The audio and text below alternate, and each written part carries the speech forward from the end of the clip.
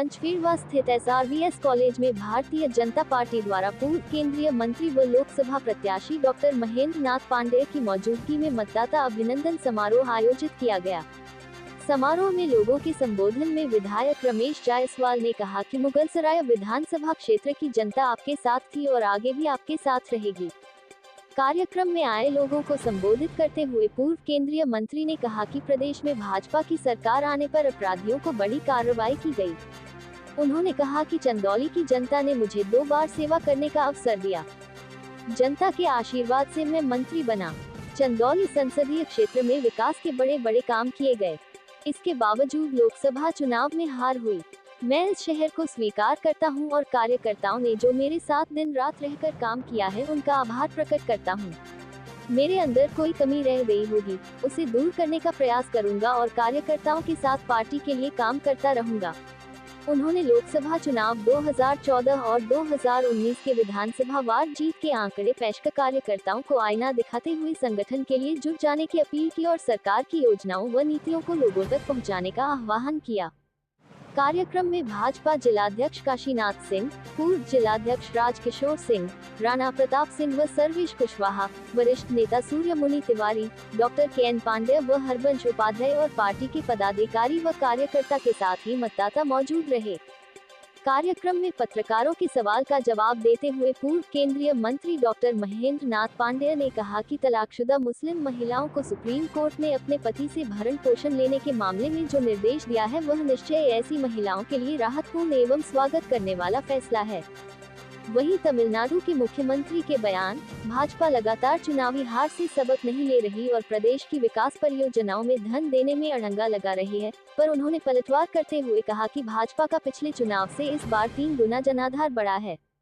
Bharatiya Janata party की सरकार लगातार दक्षिण भारत के विकास व संवर्धन पर काम कर रही है। उनका आरोप निराधार है। वहीं उन्होंने मौलाना मदनी ने सूर्य नमस्कार, योगा, सरस्वती वंदना का विरोध के बयान पर पूर्व मंत्री ने कहा कि मदनी साहब मुस्लिम छात्रों को 16वीं सदी की ओर ले जा रहे हैं, उन्हें 21वीं सदी की ओर जाना चाहिए। मुस्लिम बहुल खाड़ी के देश भी योग के महत्व को समझकर अपना रहे हैं। उन्होंने आगरा एक्सप्रेसवे सड़क दुर्घटना पर अखिलेश द्वारा सरकार की लापरवाही से यह घटना हुई है, पर उन्होंने कहा कि यह सड़क अखिलेश के ही कार्यकाल में बनाई गई है, जिसमें सबसे पहले तो जमीन खरीदी गई और उसके किनारे किनारे ये सड़क बनाई गई है। तकनीकी खामियों की वजह से दुर्घटनाएं हो रही हैं, जिसकी तकनीकी भी जांच होनी चाहिए। योगी सरकार और नीतीश सरकार लगातार पीड़ितों के राहत में जुटी हुई है। जी, क्या कार्यक्रम था आज यहाँ पर? पार्टी के प्रदेश के निर्देश के क्रम में जो लोकसभा चुनाव में भाजपा के जिन मतदाताओं ने मतदान किया उनका अभिनंदन का कार्यक्रम था और उनके माध्यम से पूरे समस्त लोकसभा के मतदाताओं का अभिनंदन। मंत्री जी, सुप्रीम कोर्ट ने तलाकशुदा मुस्लिम महिला को अपने पूर्व पति से भरण पोषण के दावा करने का फैसला सुनाया, क्या कहना चाहते हैं? ये बहुत स्वागत योग्य और महिलाओं को, खासकर गरीब और परेशान महिलाओं को, मुस्लिम समाज की महिलाओं और एक तरह से समाज में जो भी परेशान महिला है उसके लिए बहुत राहत बना और स्वागत योग्य सुप्रीम कोर्ट का फैसला। मंत्री जी, तमिलनाडु के मुख्यमंत्री का आरोप है कि भाजपा वहां लगातार हार से सबक नहीं ले रही है और राज्य की विकास परियोजनाओं में अड़ंगा लगा रही है। उनका बयान निराधार है। भाजपा वहां हारी नहीं है, आगे बढ़ी है। पिछले चुनाव से 3 गुना वोट भाजपा का बढ़ा है और भारतीय जनता पार्टी की केंद्र की सरकार लगातार दक्षिण भारत के विकास और संवर्धन पर काम कर रही है। स्टालिन का आरोप निराधार। मौलाना मदनी का बयान आया है कि मुस्लिम छात्र स्कूलों में सूर्य नमस्कार, योगा और सरस्वती वंदना का बहिष्कार करें और विरोध करें। मदनी साहब मुस्लिम समाज के लोगों को 16वीं शताब्दी में ले जाना चाहते हैं। मैं चाहूँगा कि उनको 21वीं शताब्दी में लेके आगे बढ़ें। वो मलेशिया, इंडोनेशिया, गल्फ कंट्री के मुस्लिम देशों में जहाँ सब जगह योग को स्वीकार किया गया है, प्रगति है वहाँ, उससे यहाँ के युवकों को जोड़े, न कि उन्हें अनुसी बातें सिखाएं।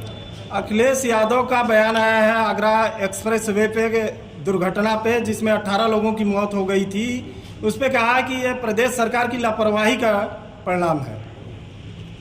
वह सड़क अखिलेश के ज़माने में ही बनी थी। उसकी तकनीकी परिस्थितियाँ क्या थी अखिलेश बखूबी जानते हैं और सारा प्रदेश जानता है। कि कैसे वहाँ पर पहले ज़मीनें खरीदी गई और फिर उन ज़मीनों के किनारे किनारे घुमा के एक्सप्रेसवे बनाया गया।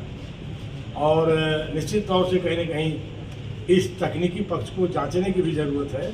जहाँ तक अखिलेश का, राज्य सरकार ने तत्काल उन्हें राहत और मदद दी है और उत्तर प्रदेश सरकार, योगी जी की सरकार और नीतीश कुमार की सरकार सभी पीड़ितों के साथ खड़ी है। अखिलेश निराधार प्राप्त करेंगे। Thank you.